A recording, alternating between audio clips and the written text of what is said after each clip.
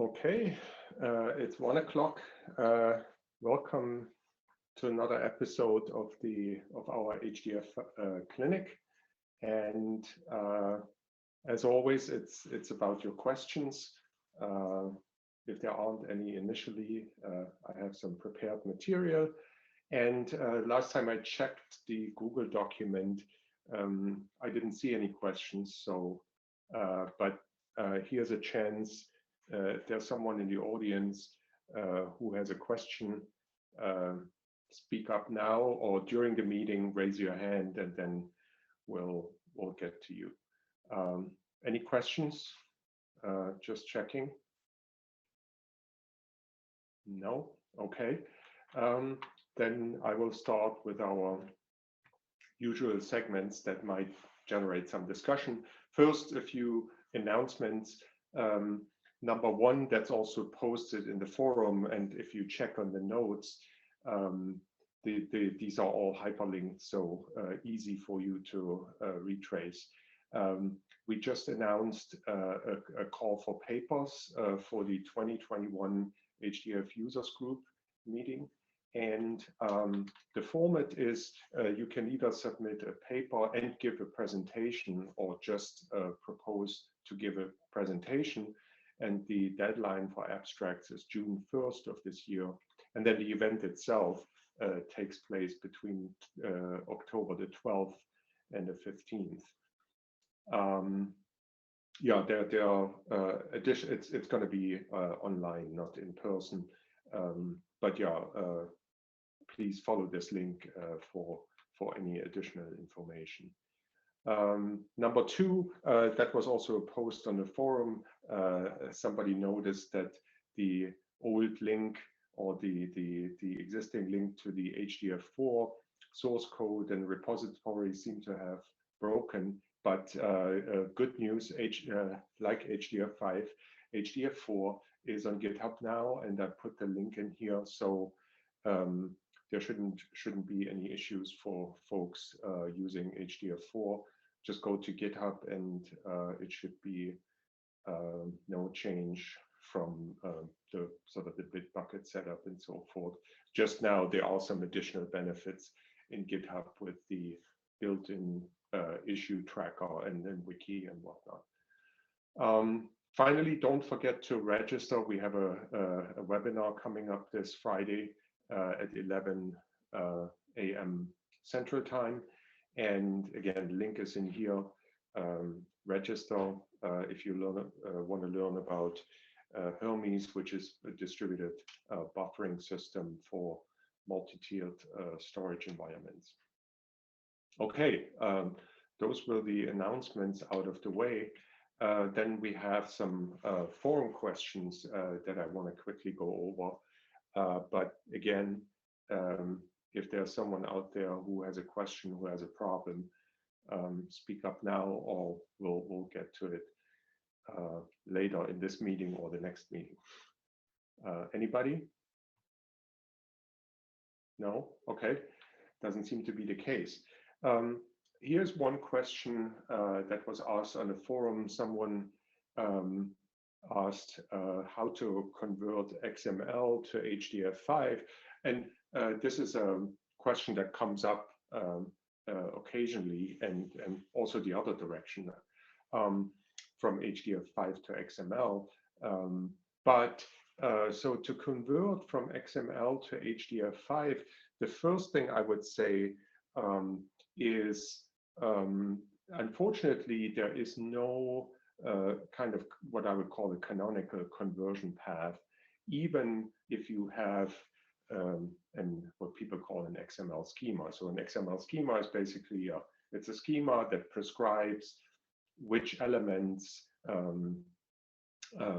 are present potentially, how they are nested, what kind of attributes they have, which attributes are obligatory, which of them might be optional, and so forth, and typing.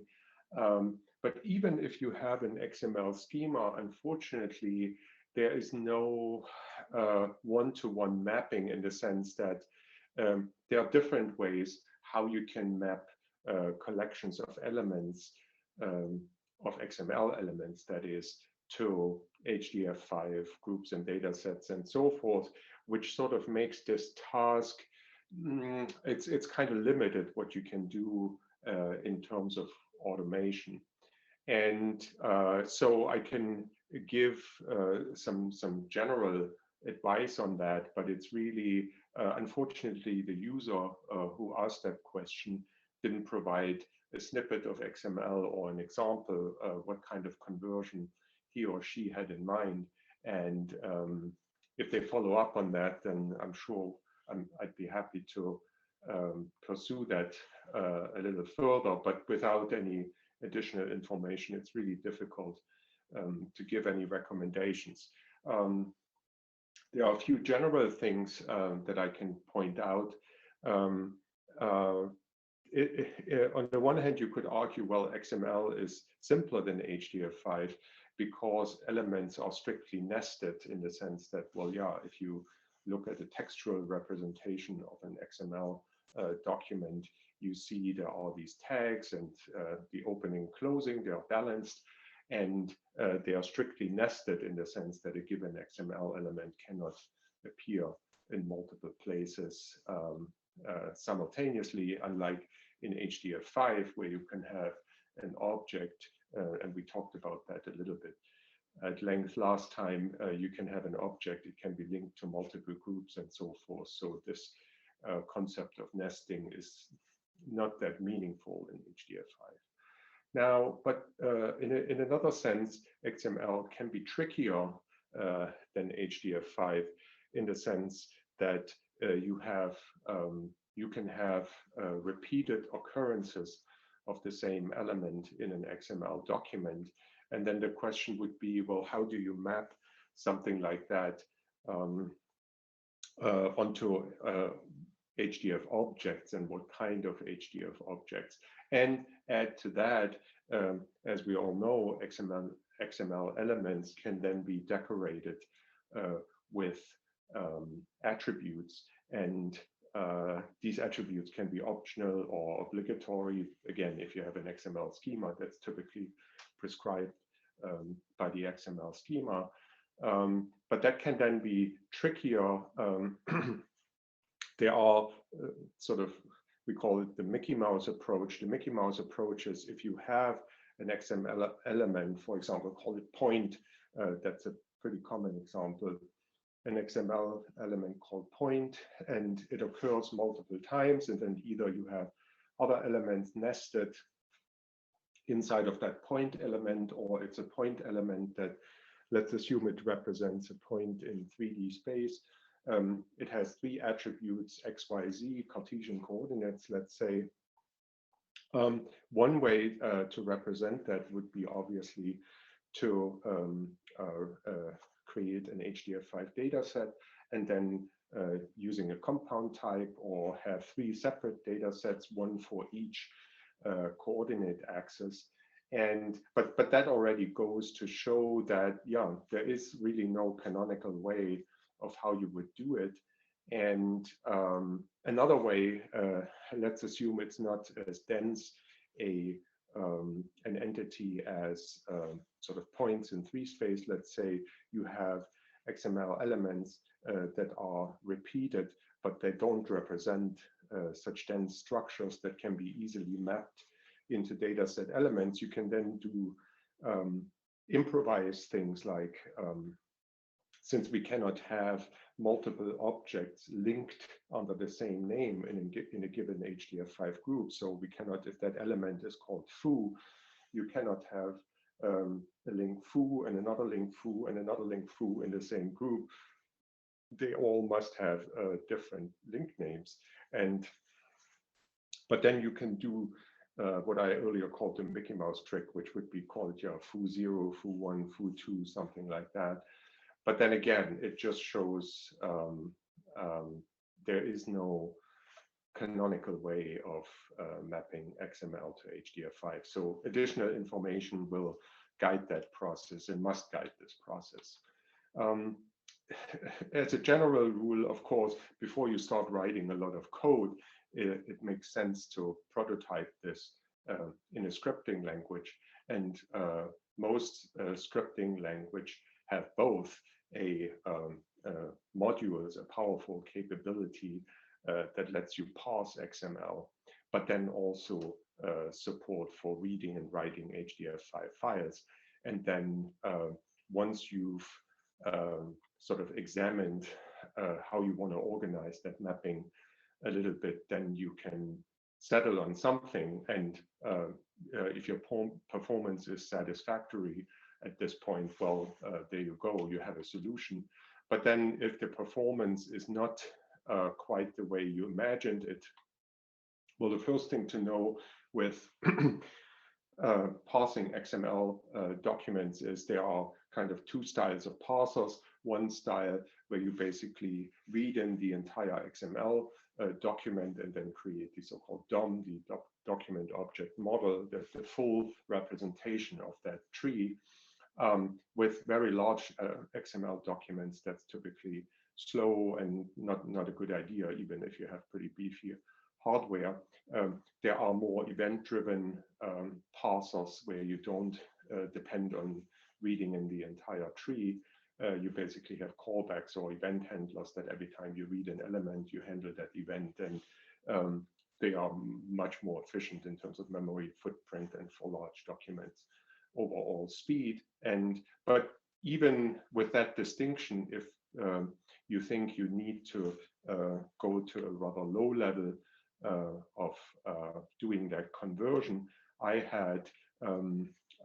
don't recall what the occasion was, but I used this library called Jansen, which is written in C, actually a very nice C API, very intuitive for my taste, that if you want to write this whole conversion in C, there are also some nice libraries out there.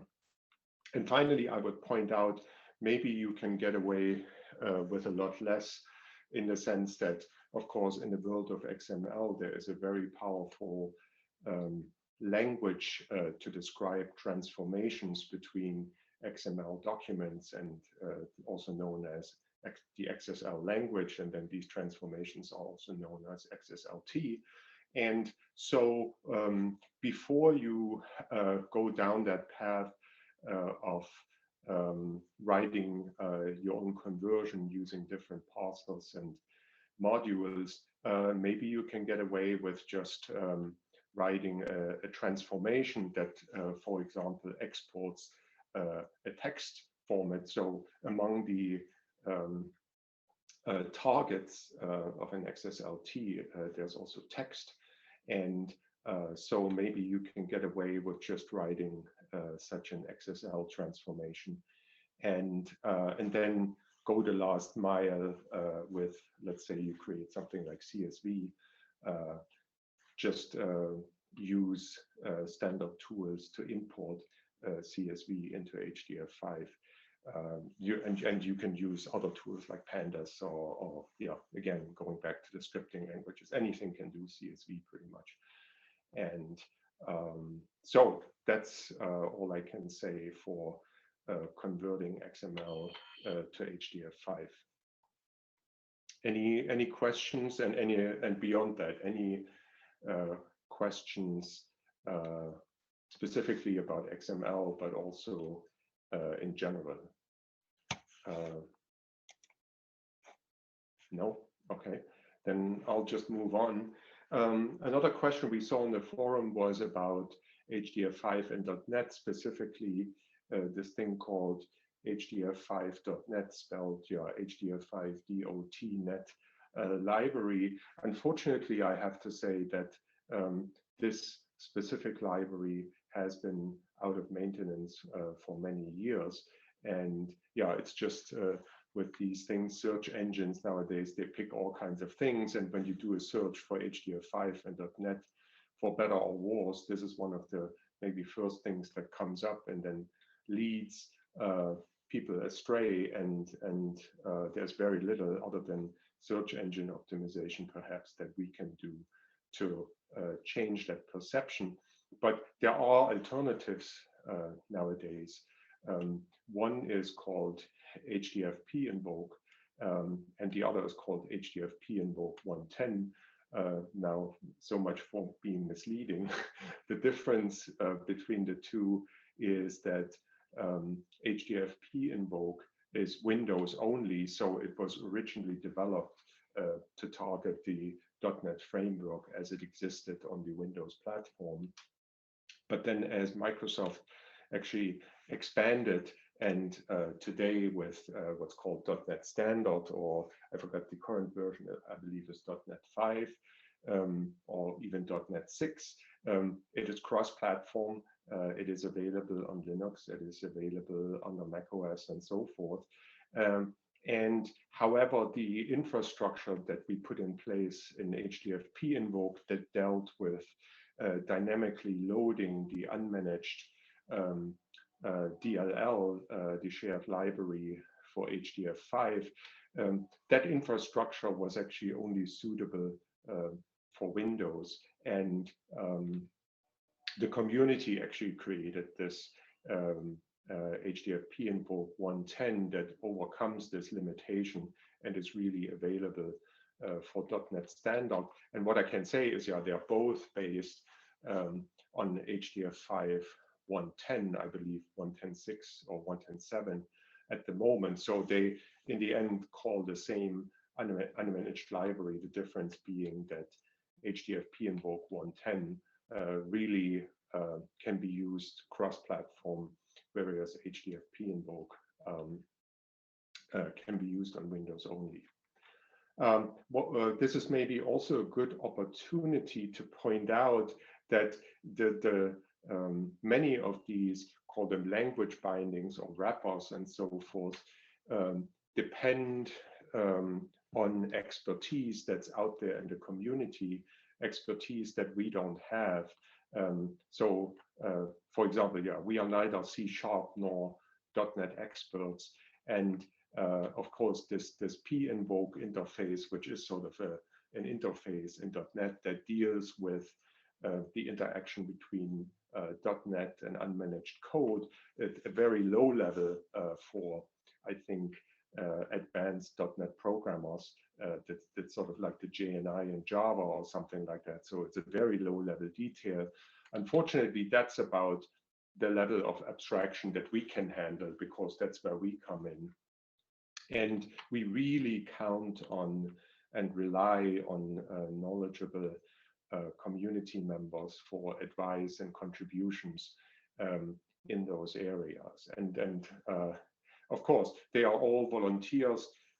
They don't get paid for it. We don't pay for them. They have a day job, and so they really do this out of enthusiasm and out of interest, which also in a way dictates the schedule that, okay, whenever we do an HDF release, it doesn't mean that within a few days or even in the run-up to that new release, all these things are at the latest level and so forth. So it's really a voluntary effort, and the more volunteers there are, the better. So I think if anyone out there is passionate about one of these platforms and wants to get involved, I think the bar of entry, if there is any, is very low, and get involved. I encourage you to get involved. Especially in the .NET area, there are also some interesting activities.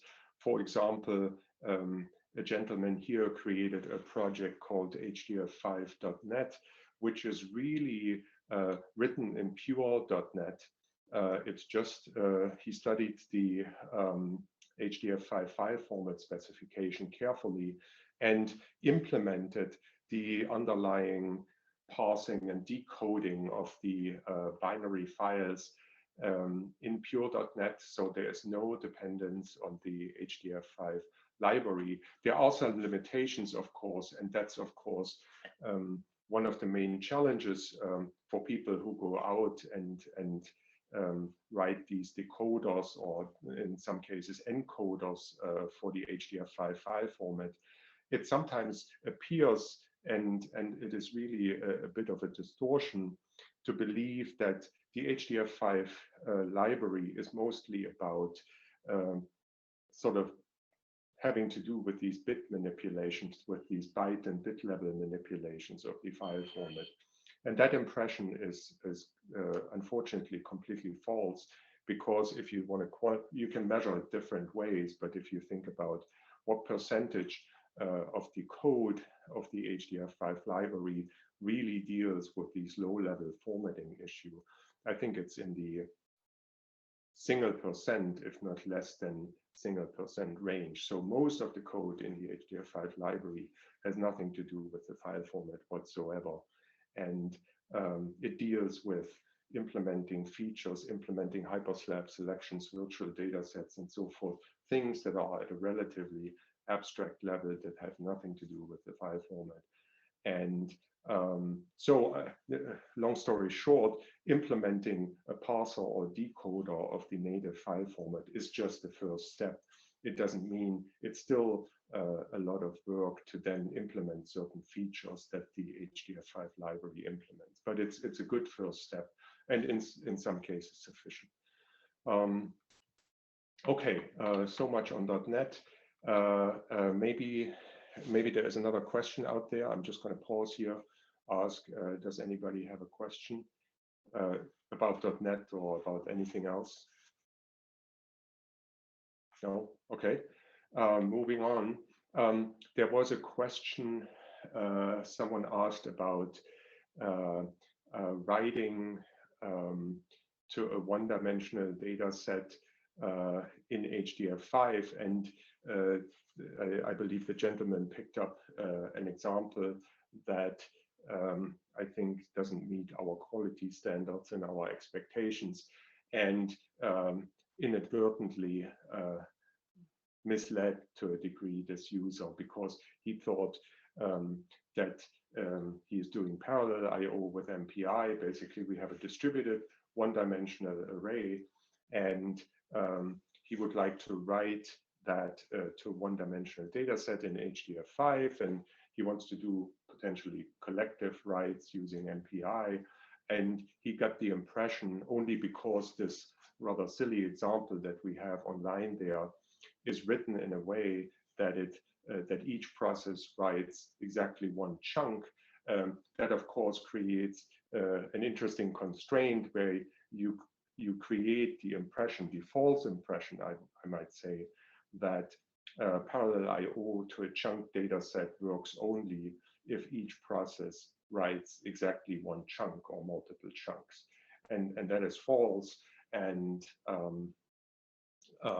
the key thing to keep in mind is really that at the level of data spaces, where we describe these transfers between things that are in memory and things that are in the file, they are sort of at the logical level. They have nothing to do with the underlying physical layout. And this idea of chunking or tiling is really, that has something to do with how the data is laid out in a data set in the file. And is there a correlation between sort of a potential mismatch or misalignment between what individual processes write or read, and that there might be overlapping reads? Well, there probably won't be overlapping writes, because that would be a race condition. But and the answer is yes, clearly yes. If two processes are writing to the same chunk, albeit disjoint, so they do not write the same element, because again, that would be a race condition. That is fine, and the library supports that. And is there potentially a penalty performance-wise? Perhaps, but then it goes back to, well, how complicated do you want to make your code?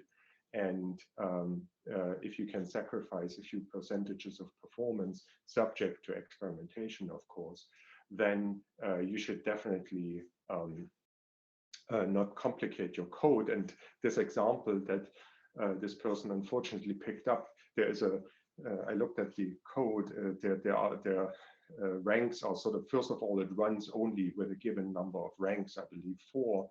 And then in the code, there are if statements that say, okay, if my rank is 0, do this, if it's 1, do that. That's not code that you would ever write in production. That's just silly. And I'm kind of embarrassed that we put examples like that online. without further qualification or without a warning and say, don't do this at home. This is just for illustration purposes, and don't do that.